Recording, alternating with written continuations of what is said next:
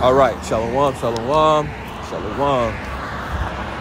Giving all praises, glory, and honor to Yahweh, Bahashem, Yahweh Shai, Bahashem, Chakadash.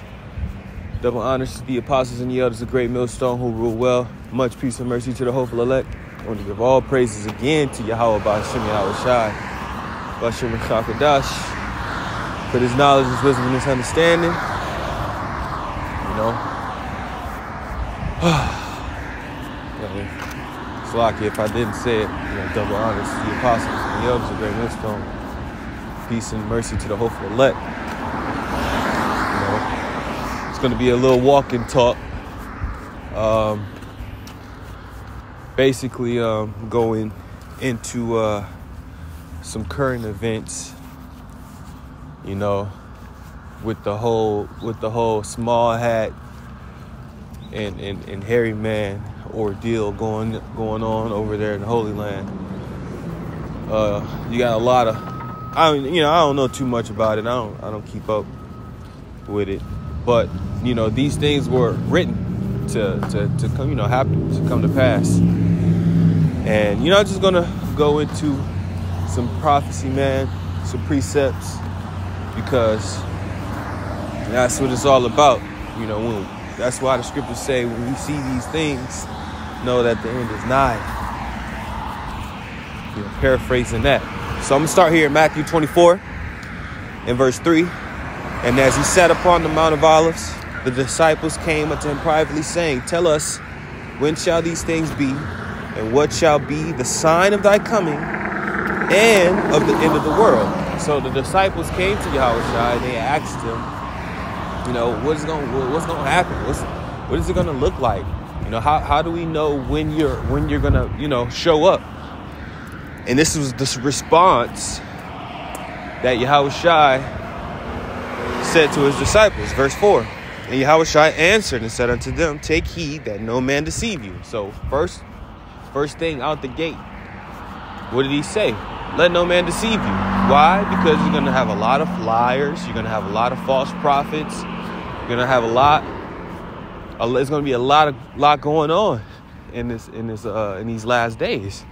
So he said, Take heed that no man deceive you. Verse 5, For many shall come in my name, saying, I am anointed, or Mashiach, and shall deceive many. So Yahushua is telling us that it's going to look like, it's a lot. Hey, man, these scriptures, when you piece these scriptures together, man, how can you not get with it? But that just shows you that the Lord has an elect. He has a remnant, and that remnant is going to receive what's being said, man, these last days. So he says, many is going to come in my name, saying, I am Christ, or anointed, and shall deceive many. So there's going to be a lot of people who gets deceived in these last days. You got these weirdos, these weirdo dropouts out here now calling on these crazy ass names. Hey, they're deceiving many. Because I remember I clicked on the video just to, the brother sent it in the chat. I clicked on the video, I went straight to the comments just to see what the people saying. You had a brother down there, you had some lost sheep down there, and they following the wrong shepherds, man. See? And this isn't just talking about them, it's talking about, whoever. It says they're gonna come in the Lord's name, right? And they're gonna deceive many. And the scriptures also says many enter Messiah, right? So a lot of these people they're not for Yahushua's turn, man. They're not for his kingdom. Verse 6, it says, and it reads, And ye shall hear of wars and rumors of wars. This is the point. See that ye be not troubled, for all these things must come to pass, but the end is not yet. You see that? So what's going on in over there in Israel? I'm going to just say it. I was about to try to use some wordplay, but let's just be real. Yeah, over there in Israel right now, you got all this commotion, this war. rumors of wars. You know, it's real because whatever's going on over there, you know, people are really getting hurt.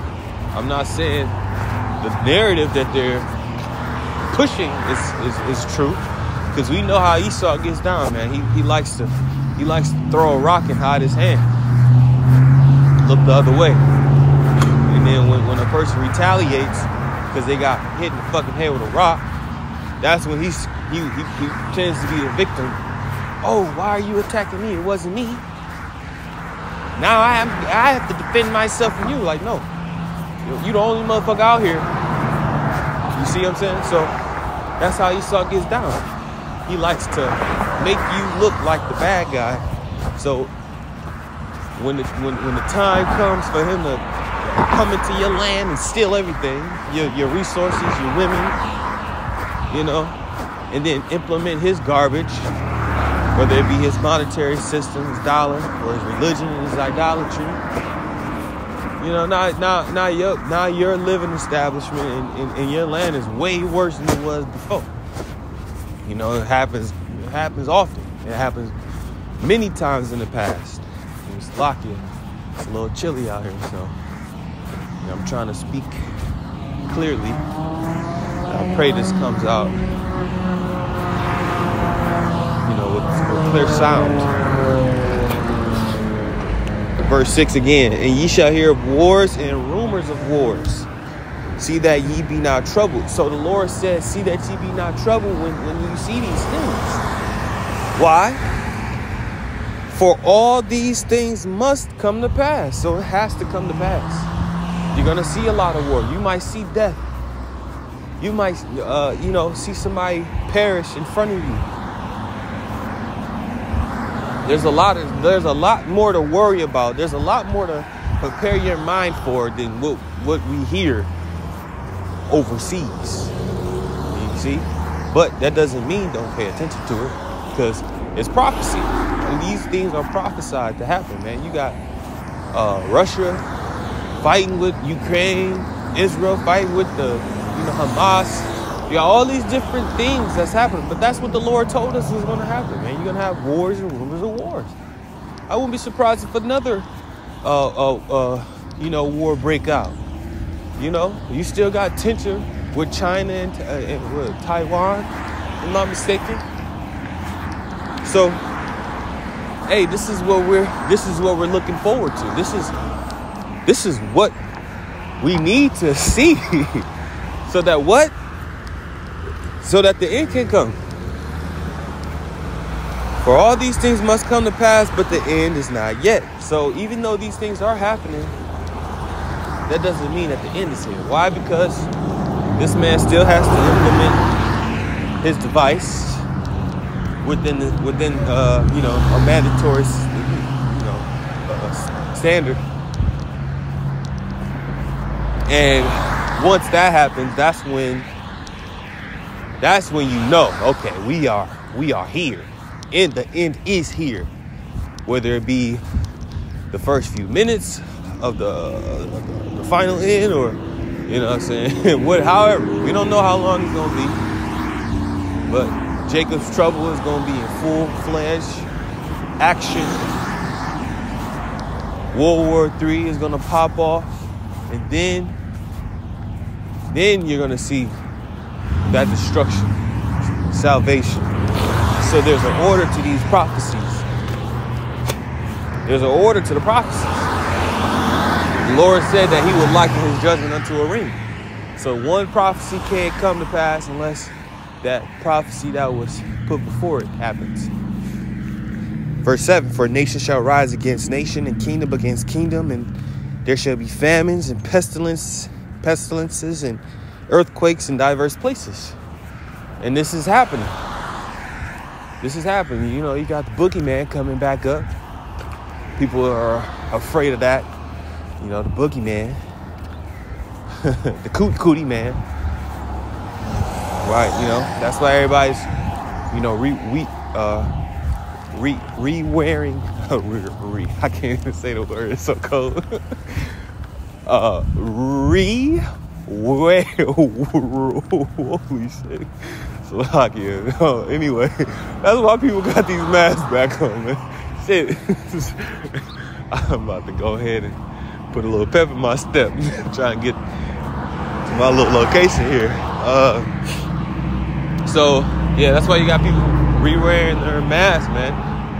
Because they're afraid of the cootie monster. Cootie 19. You see? So pestilences, famines, right? You look at the food shelves in the stores. Look at the freezer aisle, man. Go to your local Meijer. Go to your local Walmart, Kroger. Go to the freezer aisle. You can see how scarce it is within those shelves. And even the dried goods, the breads and the bagels and whatnot, even those things are scarce because there's going to be a famine. When these trucks stop coming, no more food on the shelves, that's when it's really going to turn up. See, so it's going to be so much. That's why we grab that. You know, I've been bringing this out a lot recently, these past few weeks. Daniel chapter 12, verse 1. And at that time shall Michael stand up, the great prince which standeth for the children of thy people. And there shall be a time of trouble such as never was since there was a nation even to that same time. So, you're going to have so much stuff going on, man. So many different things. Famine, cannibalism. You're going to have a lot of people dying for lack of shelter. No, hey, the Lord said, pray your flight be not in winter. Hey, Yahweh desire is not in winter. Because I know I ain't trying to deal with the cold and being persecuted. But if that's our lot, we got to deal with it. See? But just know that the Lord going to protect his men. He's going to protect the elect. Hey, reading on. And at that time, thy people shall be delivered, every one that shall be found written in the book. So even though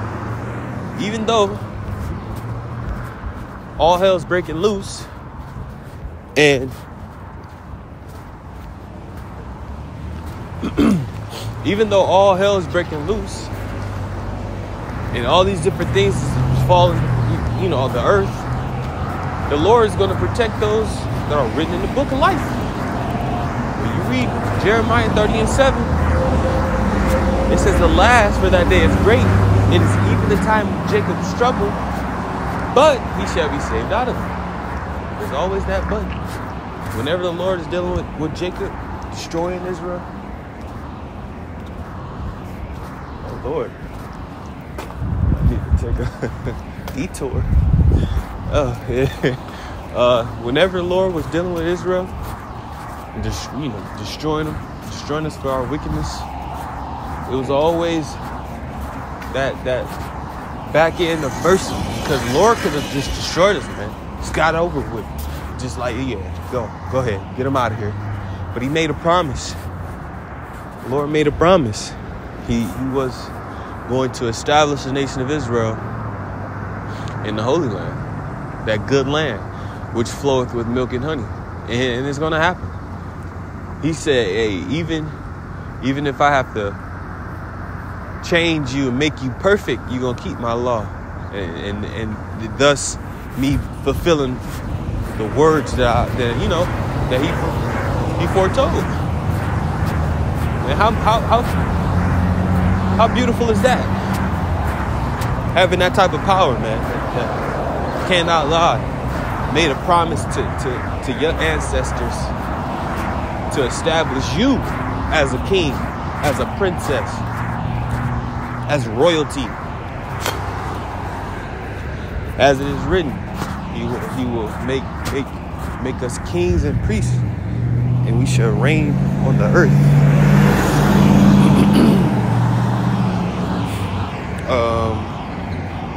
If I'm not mistaken, Revelation chapter 5, verse 10. I'm going to start at verse 9.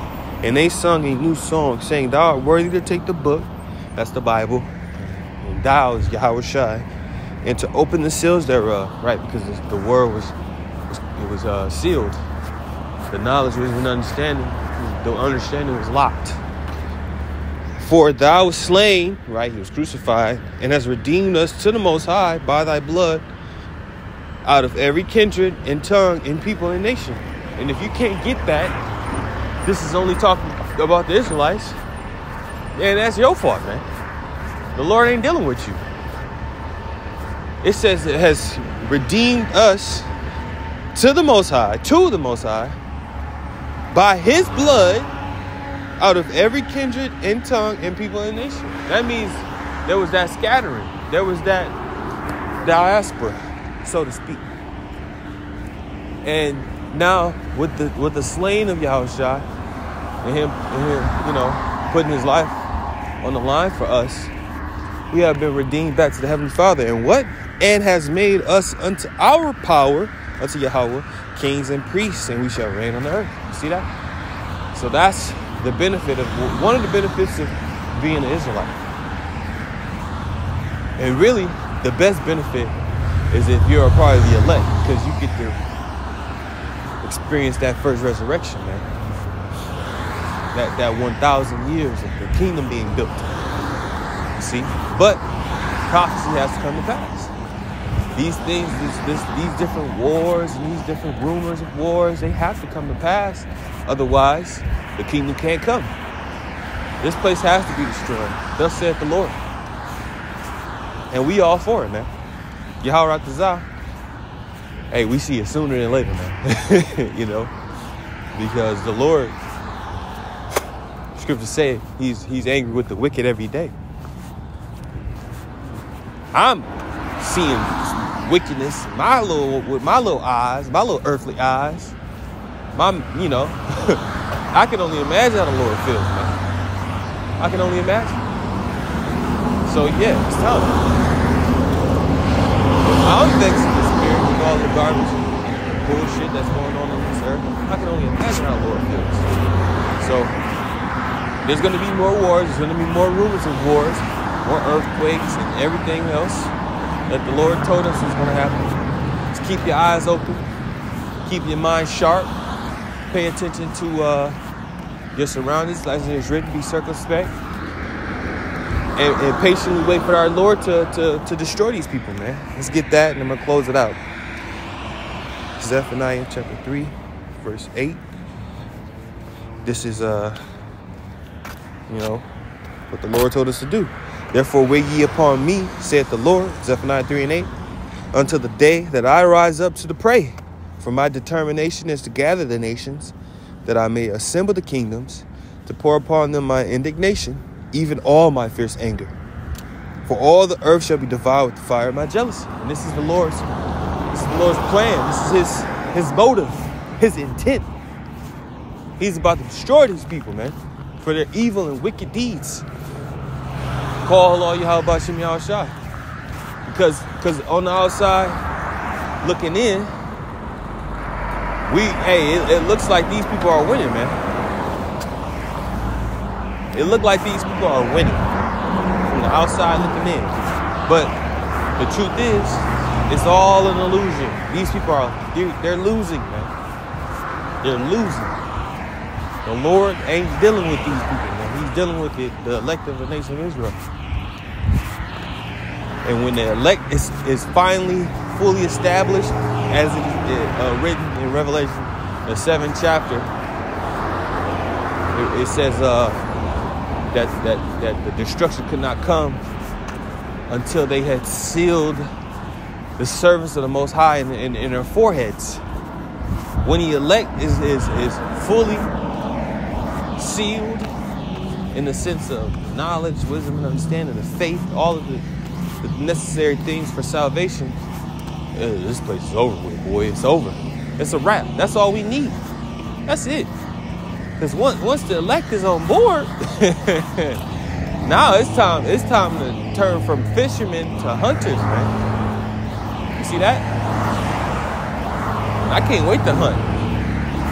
That's why when you look up hunting, they call the different things you hunt, like the deer, buffalo, whatever, rabbits. They call it game. It's a sport. It's gonna be like sport unto the elect to hunt and to chain up these people. Call Allah Yahweh Shem Yahshai, Bashim Kakadash, Barakatah Yahweh Shem Yahshai. Until next time, Shalom.